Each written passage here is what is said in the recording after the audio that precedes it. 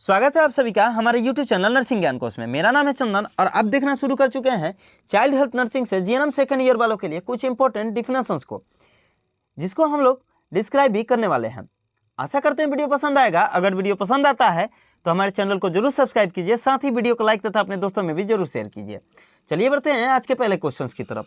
पहला क्वेश्चन है वह है एंसेफेलाइटिस। ठीक है, एंसेफेलाइटिस जो मस्तिष्क में प्रदाह होता है या सूजन होता है उसी के को हम लोग एंसेफेलाइटिस बोलते हैं, जिसके कारण मस्तिष्क के जो कार्य होते हैं वो गड़बड़ा जाता है। ठीक है, जो मस्तिष्क में यानी ब्रेन में जो इन्फ्लामेशन होता है या सूजन होता है उसी को हम लोग एंसेफेलाइटिस के नाम से जानते हैं। ठीक है, जिसके कारण मस्तिष्क की जो कार्यशैली है वो गड़बड़ा जाती है। अगला है कन्वल्सन। ठीक है, यानी आक्षेप। ठीक है, आक्षेप या झटका जो होता है वो मस्तिष्क के कार्यों का अस्थायी व्यवधान होता है, जिसमें अनैच्छिक रूप से पेशियां संवेदी व मानसिक कार्यों में व्यवधान उत्पन्न करती है। ठीक है, जो कन्वल्सन होता है वह मस्तिष्क के कार्यों को अस्थायी रूप से व्यवधान उत्पन्न करना होता है, जिसमें अनैच्छिक रूप से पेशियां जो होती है वह संवेदी व मानसिक कार्यों में व्यवधान यानी रुकावट पैदा करती है। इसमें चेतनता का लोप भी पाया जाता है, यानी चेतना का जो स्तर होता है वह भी इसमें विलुप्त होता है। इसमें अचानक ऐच्छिक पेशियों का ताकत के साथ अनैच्छिक संकुचन पाया जाता है। इसमें मस्तिष्क कार्य यानी ब्रेन का जो फंक्शन होता है जैसे सोचने या मूड का, उसमें डिसऑर्डर पाया जाता है। ठीक है, जो आक्षेप होता है वह मस्तिष्क के कार्यों का अस्थायी व्यवधान होता है, जिसका फीलिंग, मूड, ये सब जो कार्य है मस्तिष्क का वो प्रभावित होता है।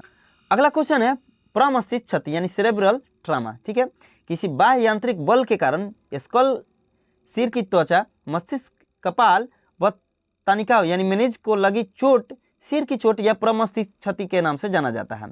ठीक है, जो भी ब्रेन का पार्ट होता है अगर किसी बाहरी परत द्वारा या बाहरी चीज़ों द्वारा अगर उसको नुकसान पहुंचता है तब उसको हम लोग सेरिब्रल ट्रॉमा के नाम से जानते हैं। यह बच्चों में मृत्यु का एक बहुत बड़ा कारण होता है। अगर कोई बच्चा गिर जाता है जिसके कारण उसके ब्रेन में चोट लगती है तब सेरिब्रल ट्रॉमा होता है और ये बच्चों में मृत्यु का एक बहुत बड़ा कारण होता है। अगला क्वेश्चन है जुवेनाइल डायबिटीज। ठीक है, इंसुलिन की मात्रा में कमी होने के कारण या इसके प्रभाव कम होने के कारण मधुमेह उत्पन्न होता है। ठीक है, मधुमेह में इंसुलिन, कार्बोहाइड्रेट, प्रोटीन तथा वसा के चयापचय में विकार उत्पन्न हो जाता है। ठीक है, एवं ग्लूकोज के प्रति असहिष्णुता विकसित हो जाती है एवं परिणाम स्वरूप रक्त में ग्लूकोज का स्तर बढ़ जाता है एवं ग्लूकोज मूत्र में भी प्रकट होने लगता है।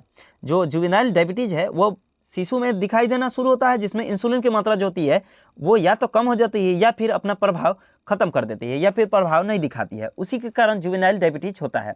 यह बच्चों में होने वाला एक डायबिटीज है। अगला क्वेश्चन है हाइपोथायरॉयडिज्म। ठीक है, हाइपोथायरॉयडिज्म ये एक ऐसी स्थिति होती है जिसमें थायराइड ग्रंथि अपर्याप्त थायराइड हार्मोन का स्राव करती है। ठीक है, जो हाइपोथायरॉयडिज्म है उसमें अपर्याप्त मात्रा में थायराइड हार्मोन का स्राव होने से ये उत्पन्न होती है, इसमें T4 का उत्पादन अपर्याप्त हो जाता है तथा TSH की भी कमी आ जाती है। जो हाइपोथायरॉयडिज्म होता है वह थायराइड हार्मोन के अनियंत्रित तरीके से होने वाले स्राव को बोलते हैं, जिसमें T4 का उत्पादन पर्याप्त मात्रा में नहीं हो पाता है, साथ ही TSH का भी कमी हो जाता है। अगला क्वेश्चन है कसिंग सिंड्रोम। अगला है कसिंग सिंड्रोम।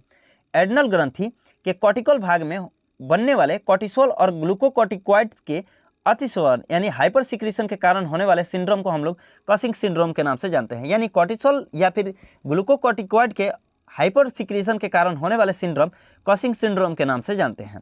ठीक है, जो कॉर्टिसोल या ग्लूकोकॉर्टिकॉइड्स होते हैं वो एड्रिनल ग्रंथि से स्रावित होते हैं।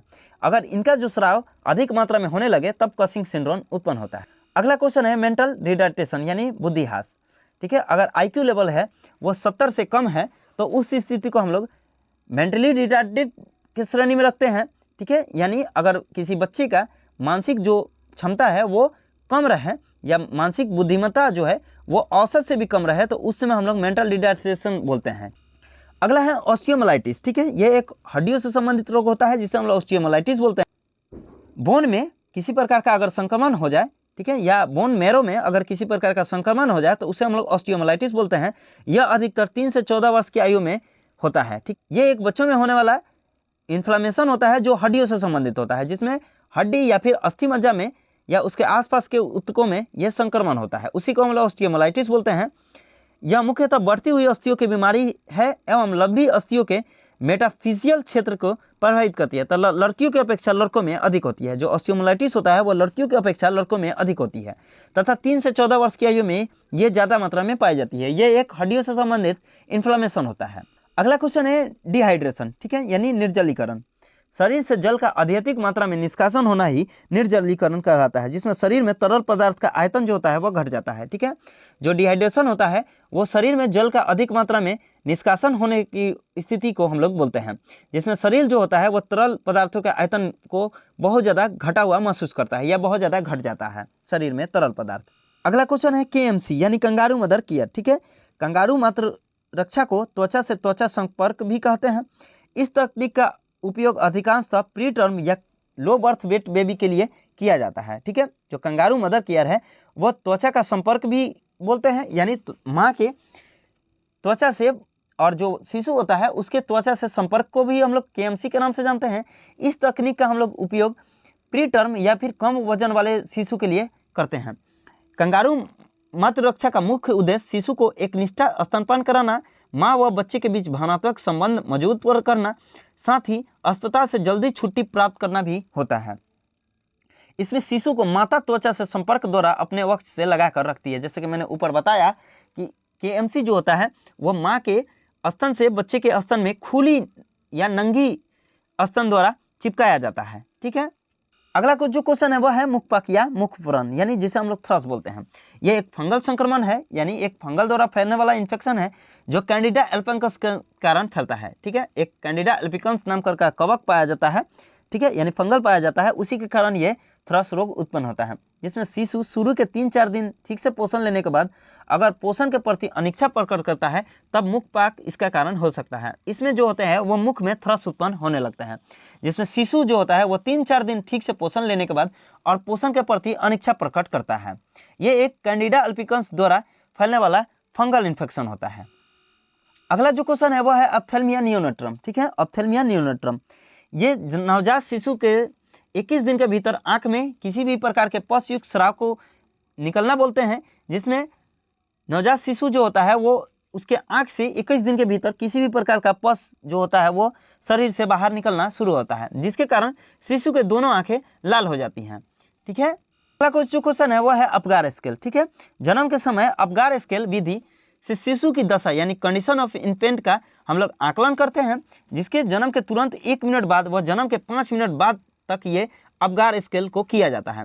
इसमें स्कोरिंग में शिशु के 5 जन्म जो चिन्ह होते हैं या जीवन जो चिन्ह होते हैं जिसे वाइटल साइन बोलते हैं उसको हम लोग आकलन करते हैं, जिसमें हृदय धड़कन दर, श्वसन दर, पेशीय तन्यता, उत्तेजनशीलता या शिशु के रंग का हम लोग मूल्यांकन करते हैं, जिन्हें 0, 1 और 2 अंक प्रदान करते हैं।